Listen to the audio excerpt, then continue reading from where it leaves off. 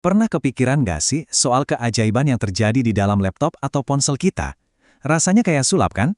Nah, dalam beberapa menit ke depan, kita akan bongkar semua rahasia di balik trik sulap komputer ini. Coba deh pikirin sebentar. Mungkin sekarang aja kamu lagi dengerin musik sambil buka banyak tab di browser, terus ada notifikasi masuk. Gimana caranya satu otak komputer, yaitu CPU, bisa ngerjain itu semua barengan? Jawabannya ternyata nggak gitu.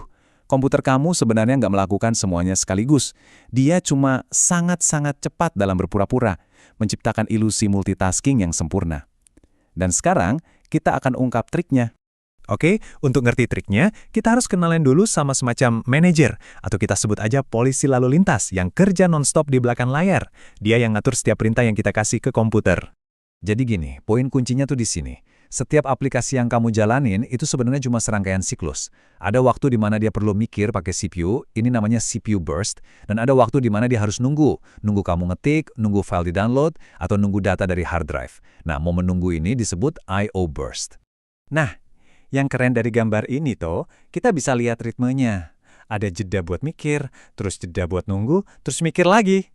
Justru di saat-saat nunggu inilah keajaibannya terjadi. CPU kita nggak ikutan nunggu loh. Dia langsung pindah buat ngerjain tugas lain. Dan ini dia jagoan utama kita, penjadwal CPU atau CPU scheduler. Anggap aja dia polisi lalu lintas super efisien di persimpangan yang super sibuk. Tugasnya adalah milih, oke, kamu jalan, kamu berhenti dulu, biar semuanya lancar dan gak ada macet. Yuk, kita lihat aturan paling pertama dan paling dasar yang bisa dipakai si polisi lalu lintas ini. Aturannya sih simpel dan gampang dimengerti, tapi apa ini cara yang paling efisien? Kita lihat aja. Namanya FCFS, atau gampangnya siapa cepat, dia dapat. Bener-bener kayak ngantri di warung kopi. Siapa yang datang duluan, ya dilayanin duluan. Kedengerannya adil banget kan? Tapi coba kita lihat apa yang terjadi kalau aturan ini dipakai. Nah, slide ini nunjukin masalahnya dengan jelas banget. Coba lihat diagramnya. Proses 1 atau P1 ini tugasnya gede banget, butuh waktu 24 milidetik. Sementara P2 dan P3 itu tugasnya kecil, cuma 3 milidetik. Tapi karena si P1 datang duluan, P2 dan P3 yang harusnya cepat selesai ini jadi harus nunggu lama banget di belakang. Akibatnya apa? Waktu tunggu rata-rata buat semua proses jadi tinggi banget, 17 milidetik. Mungkin kedengarannya cepat ya, tapi di dunia komputer ini tuh boros waktu banget. Cuma gara-gara urutan antrian yang kurang pas. Para ahli komputer punya istilah keren buat ini. Efek konvoy. Analoginya pas banget. Kamu cuma mau beli permen sebiji, tapi kejebak di kasir di belakang orang yang belanja bulanan 1 troli penuh. Ngeselin dan buang-buang waktu kan? Nah, itulah yang terjadi di dalam CPU kita. Tentu aja, para insinyur nggak nyerah gitu aja. Mereka sadar, pasti ada cara yang lebih baik buat ngatur lalu lintas ini. Yuk kita lanjut dan lihat gimana solusinya berkembang jadi lebih cerdas.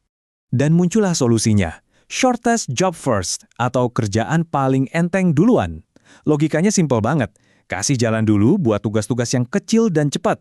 Persis kayak di supermarket yang buka kasir khusus buat yang belanjanya sedikit. Dan lihat deh bedanya. Di sini, P4 yang cuma butuh 3 milidetik langsung dikerjain duluan. Hasilnya, semua proses lain jadi nunggu lebih sebentar. Urutannya jadi jauh lebih efisien. Angkanya membuktikan semuanya. Waktu tunggu rata-rata turun drastis. Dari yang tadinya 17 milidetik di FCFS, sekarang jadi cuma 7 milidetik pakai SJF. Peningkatannya lebih dari setengah loh. Ini kemenangan besar buat efisiensi. Tapi, efisiensi bukan satu-satunya tujuan. SJF ini ada masalahnya. Pertama, gimana CPU tahu sebuah tugas itu bakal lama atau sebentar? Susah ditebak. Kedua, bisa jadi nggak adil buat tugas yang panjang. Nah, disinilah aturan round robin masuk. Idenya itu soal keadilan, setiap proses dikasih giliran, sedikit-sedikit, tapi gantiannya super cepat. Diagram ini nunjukin cara kerjanya. P1 jalan sebentar, terus gantian P2, terus P3, balik lagi ke P1, dan gitu terus. Karena pergantian ini terjadi ribuan kali dalam sedetik, buat kita sebagai pengguna, rasanya semua aplikasi jalan barengan. Nah, inilah rahasia inti dari ilusi multitasking. Oke, jadi kita rangkum sedikit ya. FCFS itu simple, tapi risikonya ada efek konvoy. SJF itu super efisien, tapi susah diimplementasikan dan bisa jadi nggak adil. Terus, round robin, ini yang ngasih responsivitas terbaik. Bikin komputer kita terasa cepat dan adil buat semua tugas. Masing-masing punya perannya sendiri. Tentu saja, algoritma yang barusan kita pelajari itu baru dasarnya banget. Di komputer zaman sekarang, teka-teki penjadwalan ini jadi jauh lebih rumit. Kayak dari yang tadinya ngatur satu perempatan, sekarang jadi ngatur lalu lintas satu kota besar. Komputer modern itu nggak cuma punya satu CPU, tapi beberapa inti atau core di dalamnya. Anggap aja setiap core itu CPU sendiri. Jadi sekarang bukan cuma ada satu polisi lalu lintas, tapi satu tim polisi yang harus koordinasi. Sistem operasi harus pintar-pintar milih, tugas A dikirim ke core mana, tugas B ke core mana, biar kinerjanya maksimal. Ini teka-teki yang super kompleks. Jadi, lain kali kamu lagi gonta-ganti aplikasi dengan gampangnya, ingat deh tarian rumit yang terjadi di belakang layar. Si penjadwal CPU ini terus-menerus menyeimbangkan antara kecepatan murni ala SJF dan keadilan responsif ala round robin. Dia adalah pahlawan tanpa tanda jasa yang bikin dunia digital kita terasa begitu lancar dan instan.